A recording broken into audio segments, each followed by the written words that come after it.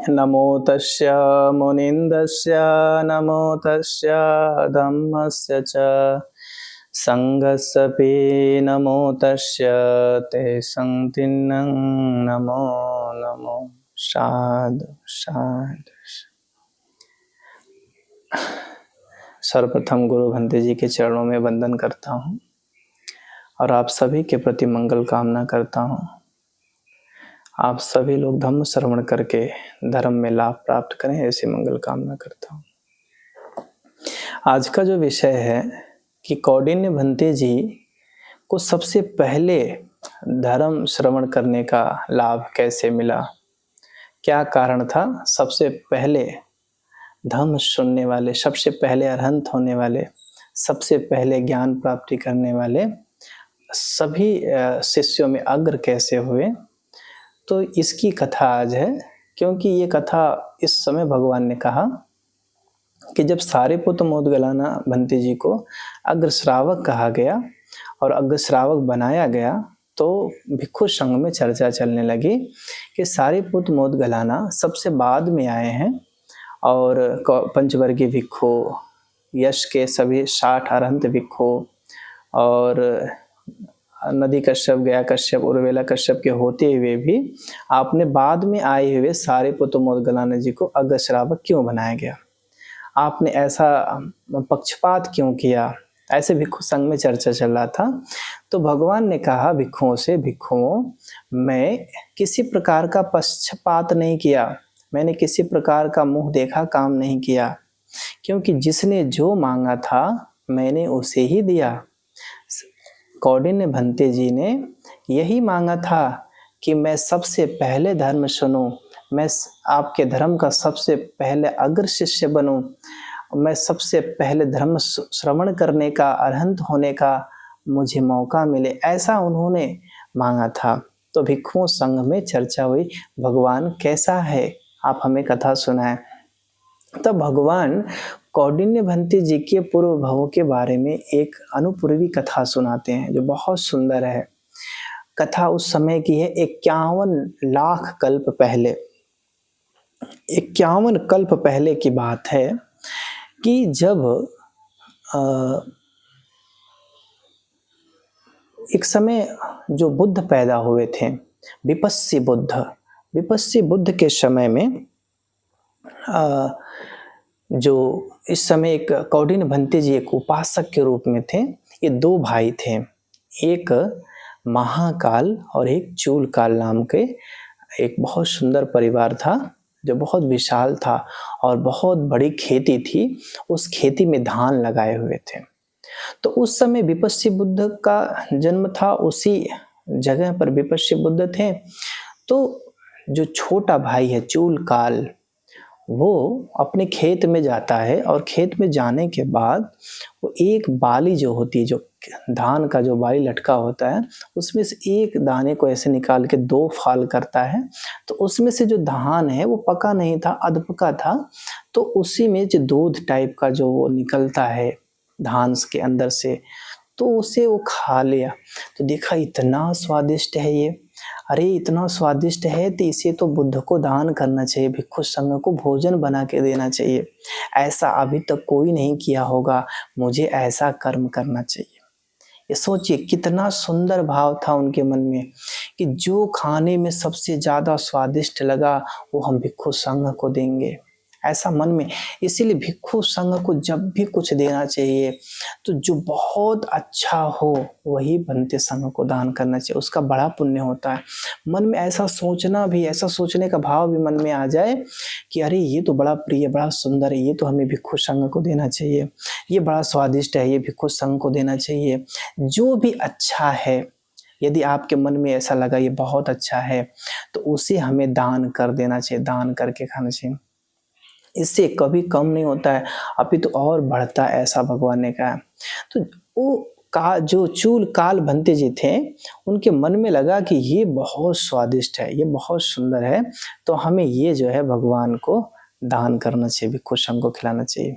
तो वो जा करके ऐसा अपने भाई के पास गया और भाई से कहता है, बड़े भ्राता मुझे ऐसा जो धान है उसमें से सब बहुत सारे ढेर सारे आदमी को लगा के, मजदूर को लगा करके मुझे उस धान के अंदर से जो दूध टाइप का जो होता है चावल, मुझे वो निकाल के भिक्षु संघ को भोजन कराना है।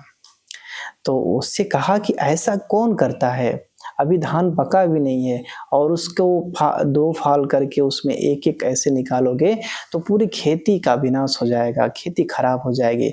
और ऐसा कौन करता है, आज तक तो कोई ऐसा नहीं किया होगा और आज तक कोई ऐसा खाया भी नहीं होगा और आज तक कोई ऐसा खिलाया भी नहीं होगा, पर ऐसा क्यों करते हो। तब वो कहता है कि नहीं, मेरे मन में ऐसा भाव उत्पन्न हुआ है इसलिए मैं ऐसा करना चाहता हूँ, मुझे अनुमति दे। तो भाई मना कर देता है, पर वो बार बार अनुमति करता है। तो भाई कहता है ठीक है, अब खेती का 2 हिस्सा हो जाएगा, 2 बंटवारा किया जाएगा, जो तुम्हारे हिस्से में होगा तुम उसमें जो मर्जी वो करो, पर मेरे हिस्से में कुछ मत करना। तो ऐसा करके वो खेत का 2 हिस्सा हो गया। तो जो चूल काल था वो अपने हिस्से में से बहुत ढेर सारे मजदूर को लगा करके एक एक दान, एक एक जो चावल था उसमें से 2-2 फाल करके उसमें से वो जो निकाला, थोड़ा थोड़ा थोड़ा थोड़ा करके पूरी खेती से निकाला तो थोड़ा सा हुआ। अब सोचिए, जब कोई पूरे चावल का जो पका नहीं है उसके अंदर का जो दूध टाइप का होता है वो निकाल करके यदि खीर बनाएगा तो कितना खेती का नुकसान होगा। पर उसने ऐसा बिल्कुल अपने मन में नहीं सोचा कि मेरी खेती नुकसान हो जाए तो चलता है, सब कुछ हो जाए चलता है, पर ये मुझे बड़ा स्वादिष्ट लगा और ये स्वादिष्ट भोजन जो है मुझे बुद्ध को देना चाहिए, ऐसा अपने मन में संकल्प किया। अब पूरी खेती से निकाल लिया तो थोड़ा सा हुआ, जो भी हुआ वो सीधा भिक्षु संघ को, भगवान विपश्य बुद्ध को जा करके वो निवेदन करता है कि हे बुद्ध, हे संघ, आप हमारे वहाँ भोजन के लिए आइए। तो वो जो संघ है वो भगवान उनके वहाँ भोजन के लिए आता है, तो उसी को पका करके उसमें शक्कर मधु घी डाल करके सुंदर तरीके से सजा करके सभी भिक्षु संघ को भोजन कराता है। देखो कितनी श्रद्धा है कि ऐसा किया उसने। और फिर जाके संगदान के बाद अनुमोदन के समय वो जाके अपने मन में ऐसे कल्पना करता है कि यदि इस दान पुण्य से मुझे भिक्षु संघ का धम्म श्रवण करने का सबसे प्रथम अवसर मिले, धम्म सुनने का, अरहंत होने का सबसे पहला अवसर मिले, तो ऐसा अपने मन में कल्पना करता है। तो विपश्य बुद्ध उसके मनोगति को जान जाते हैं, मनोभाव को जान जाते हैं, तो वैसा वो आशीर्वाद करते हैं कि ऐसा ही हो। तो उसके बाद से वो धान की जब जब कटाई के समय, मजदूर लगाने के समय और उसे ठेके पे ले जाने के समय, बोने के समय, ऐसे 8 प्रकार से 8 बार जो भी क्रिया धान को बनाने में, वो गठरी बांधने के समय, ऐसे वो 8 बार जब जब उस धान के साथ हुआ, तो सबसे पहले ये जो उपासक था चूल काल जब खेती में जाता है तो देखता है कि मेरी खेती जैसे कि वैसी पड़ी हुई है, जरा सा भी कोई नुकसान नहीं हुआ है। वो देख के बड़ा खुश हो जाता है, बड़ा प्रसन्न हो जाता है। उसको लाभ ऐसा हुआ, मेरा बहुत लाभ हुआ कि मैंने इतना खिलाया और सब कुछ किया पर एक भी नुकसान नहीं हुआ। तो उसने सोचा कि हमें दान करना चाहिए। तो उसे कटाई से लेके गट्ठल बांधते समय, उसे देख रेख करते समय, सबके कार्य जो जो कार्य करता खेती में, वो एक एक कार्यों के प्रति 8 बार जो है वो एक एक दान निकाल के ऐसे बुद्ध और भिक्षु संघ को दान किया।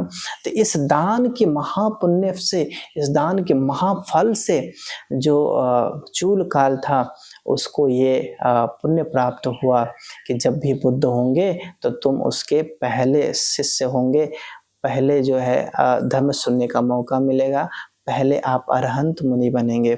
तो ऐसा वो पुण्य किया था। और पुण्य उन्होंने एक बार और किया था, 1 लाख कल्प पूर्व पहले। ये तो 91 कल्प पूर्व पहले था, और 1 लाख कल्प पूर्व पहले पद्मोत्तर बुद्ध हुए थे। और पद्मोत्तर जो बुद्ध हुए थे उन्हें भी दान करके उसने ऐसे याचना किया था कि हमें सबसे पहले धम्म श्रवण करने का मौका मिले। और उन्होंने 1 सप्ताह लगातार भोजन दिया, 1 सप्ताह पर्यंत लगातार भोजन दान दिया। और भोजन दान भिक्षु संघ को देते हुए उसने ऐसा मन में कल्पना किया कि मुझे इस दान कर्म से, इस पुण्य कर्म से मुझे सबसे पहले धम्म सुनने का जो मौका मिले, धम्म श्रवण करने का, अरहंत होने का मौका मिले।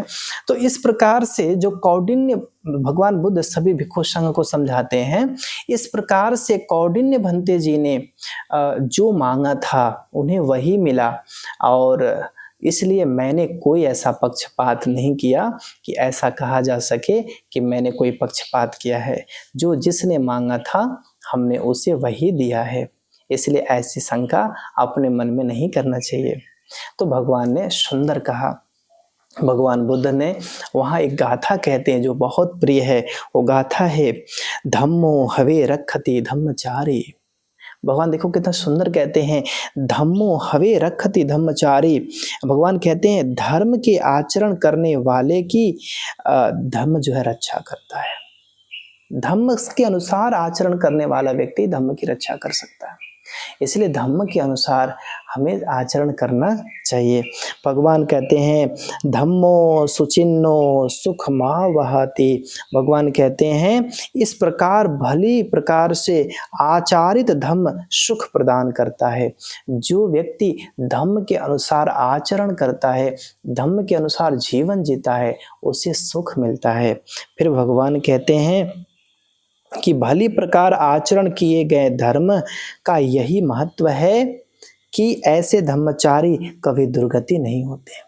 ऐसे प्रकार से यदि आप धर्म का आचरण करते हो तो धर्म का आचरण करने वाले का कभी दुर्गति नहीं होती है। ना दुर्गति गच्छति धम्मचारी, यानी कि धम्म के अनुसार आचरण करने वाले व्यक्ति की कभी दुर्गति नहीं होती है। तो जरा सा भी यदि आप धर्म के अनुसार आचरण करते हो, उपनिषद का पालन करते हो, धर्म श्रवण करते हो, धर्म का चिंतन करते हो, मनन करते हो, तो आपको इस जीवन में, इस जीवन के बाद भी कोई दुर्गति नहीं होगी। इस जीवन में भी रहोगे तो सभी प्रकार का सुख, सभी प्रकार का ऐश्वर्य, सभी प्रकार की संपन्नता बनी रहेगी। चाहे कितना भी बुरी परिस्थिति हो, हर बुरी परिस्थिति में आप बच के निकल सकते हो, इतना ज़्यादा ताकत होती है संग एक उपनिषद में, धर्म के अनुसार आचरण करने में। एक उपनिषद भी करो तो आप लाख संकट भी आपके जीवन पर आ जाए, कोई लाने का भी प्रयास करे तो आपके ऊपर आने वाला नहीं है। इसीलिए कहा जाता है कि धर्म के अनुसार आचरण करो, जैसा धर्म है वैसा। तो धर्म के अनुसार आचरण करने के लिए सबसे पहले पंचशील और महीने में 4 बार उपनिषद धारण करो। यदि उपनिषद धारण करते हैं, ऐसे धम्म श्रवण करते हैं, धम्म चिंतन करते हैं, सुनते हैं, तो निश्चित रूप से कोई दुर्गति आपके जीवन में नहीं आएगी। ऐसा बुद्ध वचन है। बुद्ध का वचन सत्य वचन है और सत्य वचन कभी मिथ्या नहीं होता है। तो ऐसा सोचना चाहिए कि बुद्ध का धम्म सत्य है, बुद्ध सत्य है, बुद्ध का संग सत्य है, बुद्ध का जो बताया हुआ मार्ग सत्य है, इसलिए इस सत्य मार्ग पे चलने वाले व्यक्ति का कभी दुर्गति नहीं होगा, ऐसा ये भी सत्य है। तो ऐसा विश्वास करना चाहिए और विश्वास करते हुए धम्म के अनुसार आचरण करते हुए जीवन जीना चाहिए। धम्मं चारे सुखं सेत्ते। धम्म के अनुसार आचरण करने वाला व्यक्ति हमेशा सुखी होता है। तो ये सुख का अनुभव आप भी करें, ऐसा हम मंगल कामना करते हैं। आपका सभी का मंगल हो, कल्याण हो। साधु साधु साधु।